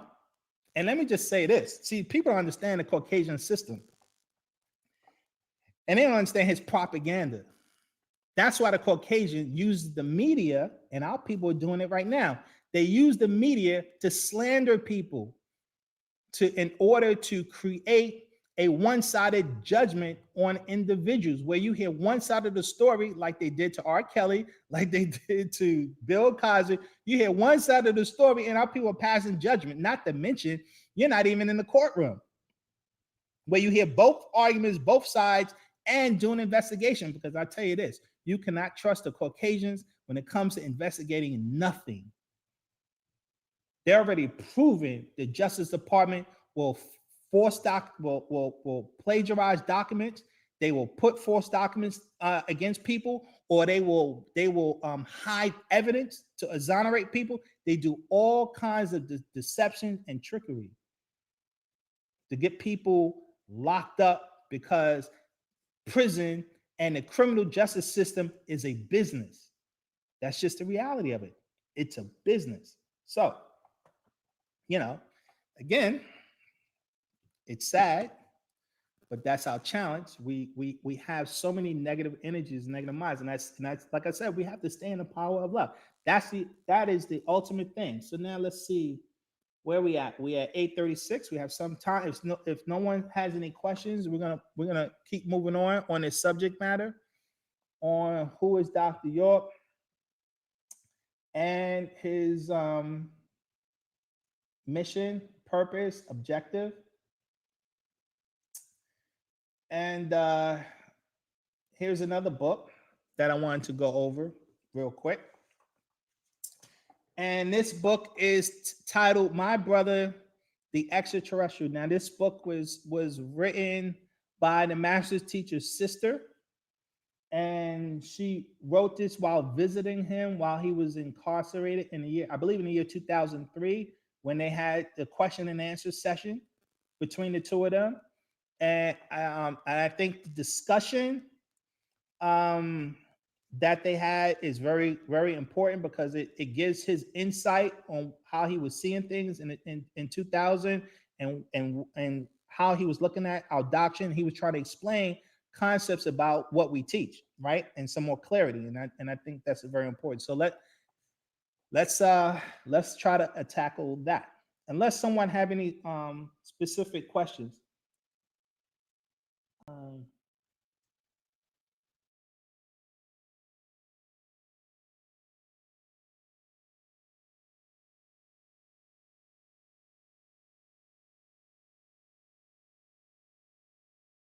Okay, let's go on. So I repeat, if you guys have any questions, by all means, I'll address any questions and concerns pertaining to what the subject matter that we've been dealing with.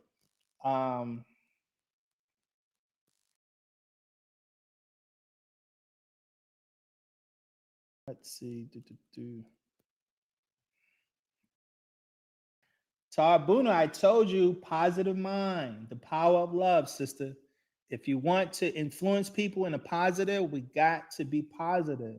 We have to stay in love. It is that negative spirit force of accusations that is keeping our people divided. You have to understand the power of love.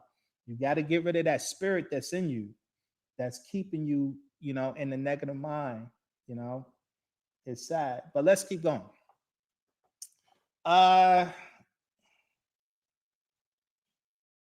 Let's see. Question. Okay, now this is the book, and we're gonna start with greetings, master teacher. I know you are my brother, yet I respect you as my teacher first. Okay. Let's see.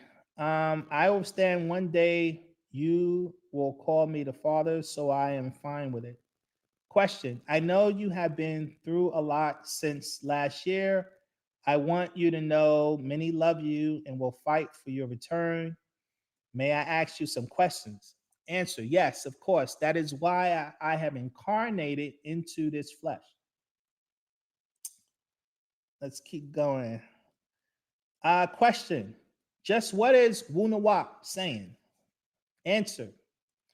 Well, it took me many more years than anticipated, from 1963 back to 1953, on up to 1973, then 1983. I had to create so many schools just to reach my own people. On June 26, 1993, as the United Nuwaubian Nation, a retained sovereign people with self-determination. Question. By your own people, do you mean Black people? Answer. No, not at all. I mean Afaf Re'e Ka'a, Africans, and others who are ready to face and accept Mada'at, the words. Hakaktal hakak, the actual facts. Question. And by that, you mean accept Wunawap? Answer. No, not really. What I mean is accept who they are, what they became, and their purpose. Wunawap is our culture, and animism is our Za'am, religion or opinions. Animism is from Latin anima, soul, the opinion that all life is produced by spirit force. All natural phenomenon have spirits. Question. And just what is our purpose? Answer. Well, if you mean here on this Kawak, which means planet, that is one thing. And if you mean as a living being, that is another.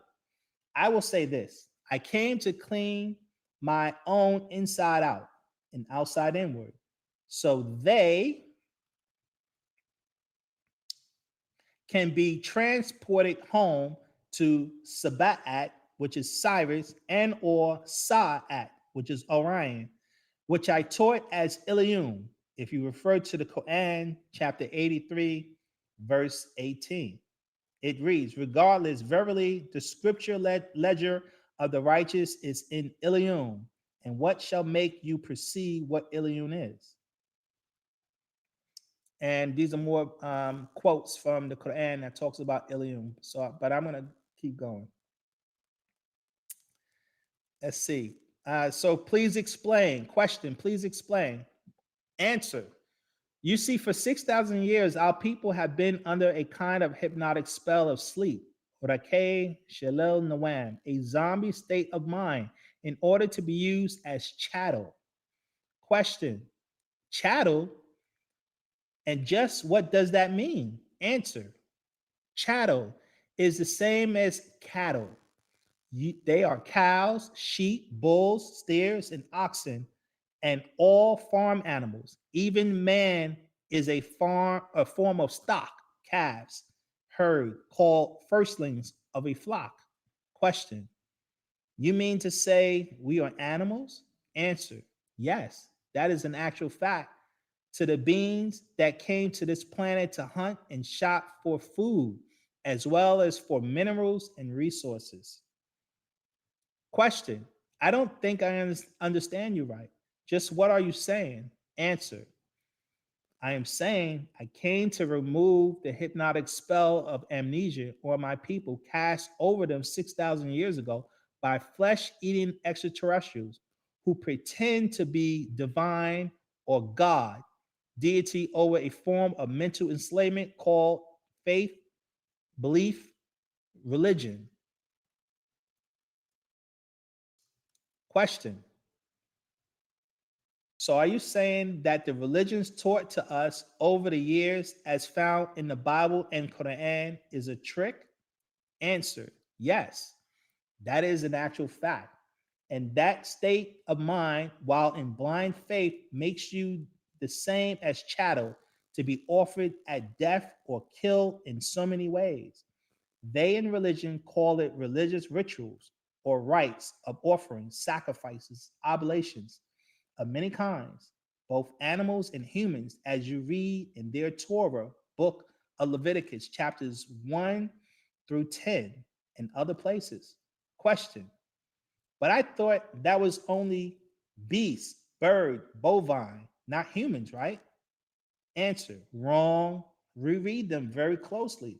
Look up each word, and you will see the the lust for blood and flesh, and how many Yahweh of Elohim love the smell of cooking flesh, called sweet savior. Refer to Leviticus chapter 6, verse 14 to 21.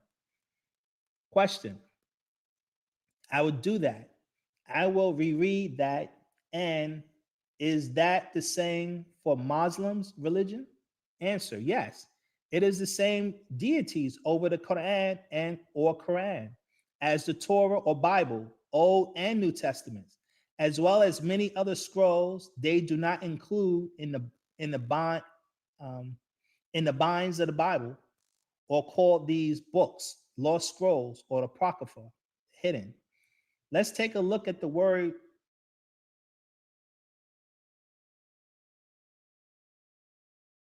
Muslims use talam, or grafting, according to the at least English Arabic Pocket Dictionary. They would never even see that they were being grafted to become food. This is the same word found in Hebrew strong, ta'am, to give, to taste, to eat, to feed. They're the same root letters, slightly different pronunciation. This all ties into the grafting of cows, birds, etc., that these priests were taught to sacrifice on an altar and to use the blood as a burnt offering because God liked the scent or sweet savior. Sounds like a bloodlusting God. This ritual is continued even today in Mecca, where thousands of goats are slaughtered or sacrificed, and all of them are not even given to feed the poor, as they claim in Christianism. The body of Christ and his blood are symbolically offered and consumed in communion, called the Eucharist. The whole crucifixion was a human sacrifice where Jesus was literally pinned to a cross and stabbed with a spear, and the blood ran out of his side. What God needs to be appeased by flesh and blood? Well, physical beings eat physical food. A spiritual being or an angel or even an unseen God of the Muslims would not need to eat flesh. However, an absent God could eat flesh. Being absent means you were here before on earth physically in order to be called absent. Now you can be unseen after you are absent. Yet you cannot be absent if you were never here or were never present. In the Quran, chapter 2, verse 3, they use bil gadbi, meaning by way of being absent right now. Now, if you refer to the Quran, chapter 2, verse 29, it states Allah created all that is in the planet Earth. And then after that, when he rose upward toward the heavens, skies, add, there made 7 heavens, translated by Al-Makdi. God came to Abraham. Now, if you look at God came to Abraham in Genesis chapter 18 and ate flesh, refer to Genesis 18, verse 1 through 4, and it reads, and the Lord appeared unto him in the plains of Mamre, and he sat in the tent door in the heat of the day, and he lifted up his eyes and looked, and lo, 3 men stood by him. And when he saw them, he ran to meet them from the tent door and bowed himself toward the ground and said, my Lord, if now I have found favor in thy sight, pass not away, I pray thee, for thy servant. Let a little water, I pray you, be fetched, and wash your feet and rest yourselves upon the tree. And he took butter and milk and a calf, which he had dressed, and set it before them. And he stood by them under the tree, and they did eat. This God appeared, stood, so he had feet, and ate flesh. These are very physical attributes for a physical being, according to their own Bible and Quran. Question: so you came to teach that? Answer: yes, that and much more. Yet first I must wake my own from that evil spell of ignorance, so they will return the religion of others to them and accept what is rightfully theirs. Wu-Nawab or Wu-Sabat. Question: so that is the reason for you teaching so many religions over the years from 1970 AD? Answer: yes, that is the actual fact. I gave what they asked of me until I was able to give what I came to give. So we played many roles, acted out religious rites, dress, prayer, chants, for whatever for whatever I stood before them to teach. They would ask me about others' religions and cultures. So I gave them what they wanted until they would learn to want what I came to give. Question: why have you just not taught that? Answer: because if I was to tell a Hebrew Israelite, a Rasta, a Moorish American, a Nation of Islam, a 5%er, a Sunni Muslim, a convert, a Christian, and others who believe in their religions that their beliefs are really from Mesopotamia and that their god or gods are the Anunnaki or Anakim, flesh eaters, refer to Genesis chapter 1, verse 2, and the spirit of Elohim, God, moved, hovered over the face surface of the water. This spirit came down to earth while it was still underwater, the same as in Quran. The heavenly hosts, all the angels, and the Holy Soul, Jesus, were revealed in it, was granted permission by their Lord, Rab, who controls all things. The angels and spirit descend in it by the permission of their Lord. This spirit came down to earth from above to Ahmed bin Abdullah, or the Prophet Muhammad, in the year 610. From where? They say your Quran tells you from where. If you read the Quran, chapter 53, verse 49, it tells you from Sabat, which is Cyrus or Seder system. And surely he, that is Allah, he is master of the Seders, of the Cyrus dog star system. Refer to Quran chapter 53, verse 49. It reads, and that he is the Lord of Cyrus. So they would see it yet reject it. And the Quran says in the Quran chapter 2, verse 29, he created all in the earth.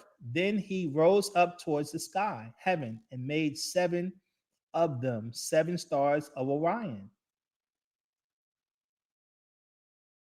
And these are just quotes from the Quran about the deities of these scriptures are physical beings. In today's culture, they're called ETs, but let's keep going. Now, you see Kisil in Hebrew Strong. If you refer to book of Job in the Bible, chapter 9, verse 9, it reads, which maketh Arcturus, Orion, and Pleiades, and the chambers of the south. It's talking about star constellations. This is where the deities of the Bible come from. If you read John, the book of John, chapter 8, verse 23, it says, and Jesus said unto them, ye are from beneath, I am from above. Ye are of this world, I am not of this world. So here's a confession in their own Bible where Jesus is telling them he's not from this planet. Again, that would be called an ET in today's culture. And when you read above, it says Anu, above, and or Sumerian is called Anu, which means the Most High. Now, if you refer to Matthew's, the book of Matthew, chapter 6, verse 9, it says, our Father who art in heaven. That's the Lord's Prayer. So it's telling you their God is in the heavens, and those are star constellations. Let's keep going. They would not accept what they read. Their God comes down to earth from above, has children who had sex with Adam's daughters. If you refer to Genesis chapter 6, verse 1 through 4, it reads that the sons of God saw the daughters of men, that they were fair, and they took them wives of all which they chose, and came again to earth. So now these gods come to earth. They take wives on earth, and they actually have children. So obviously they're physical beings. And this is what the scriptures talk about. Again, ETs. If you go to Genesis chapter 7, same thing. It says go to, let us go down and there confound their language, that they may not understand one another. So again, these gods are coming down, interfering and corrupting human beings' lives, messing with language. Language is key. I said that earlier. Let's keep going. So he appears or can be seen in flesh. Genesis chapter 18 and Genesis 19. And look where it says in Genesis 18, Yahweh, Lord, appeared to be seen, and is the exact same in Arabic. If you refer to the Arabic chapter 107, verse 1. Then it goes on to say, he could come in flesh and be seen physically, right in their holy books. The same words, sister. And they still believe their God can't be seen in the flesh, and is the same is found under Hebrew. So he's trying to say, even you try to explain this to religious-minded people, and you tell them that the God of the Bible, these are beings, these are beings from other star constellations. They don't want to hear it. They just want to believe in this spook God concept, even though the Bible tells them you're dealing with entities. But let's keep going. Then some, as Christians, say Jesus is God, Son of God. He came in flesh, yet from where? He tells them in John chapter 8, verse 23, verse 23, I'm from above. Again, the Greek is anu, above. The Sumerian or Mesopotamian most high deity, the heavenly Father, above one, and highest one. And Akkadian, it's anu, El, Father, of Enki, also Shalem, dust. And you refer to Hebrews, the book of Judges, chapter 6, verse 24. And you have Enlil, also Shakar, Hebrews, in Isaiah chapter 14, verse 12, of the Anunnaki. It's right there, sister. They would not accept. So I took the long way, taught them each religion and language behind it so they could see for themselves. He would be in the Torah. Read Genesis chapter 14, verse 19. And we read Elion El, and in Arabic it's Alihu El Aliyu. In the Quran, question, I see, and is it working? So she's asking how he was using his teaching. Is it working? He says, yes. So well that to stop me, you see, I'm in prison in hopes to turn people away from Wu-Sabat. Yet it will not work. Truth is truth. And from now until the year 2013, many will come to know this is the Madad, the words, the actual facts. The spell will be broken.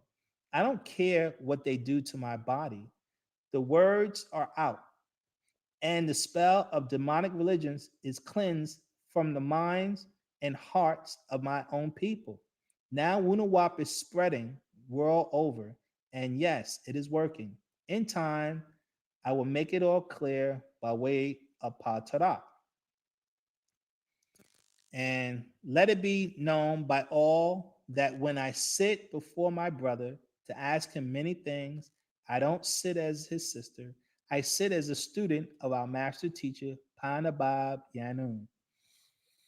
Okay, so I thought that was important. We're at the end of our session, but uh, again, what we went over is talking about the mission of the master teacher. We talked about um, the problem that he said he's been fighting for the last 50 some odd years is to re-educate Black people spiritually and to unify Black people.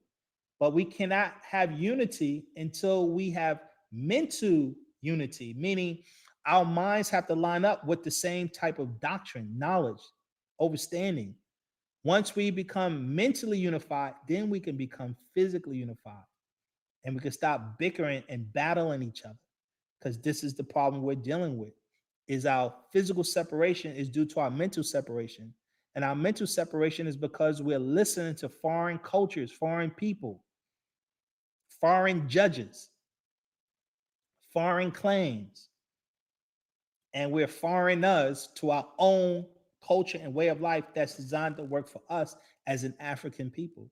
This is the basis of our whole doctrine. So, again, I hope that helps. I hope that gives some people some insight as to what we're teaching. There's so much more I do need to cover, but we're out of time, and we're gonna pick this up next week again to focus on, how can I say, we know the goal is spiritual knowledge for our people to be re-educated spiritually, so that we can develop this our get our mental states back, where we understand what these spiritual forces are really about.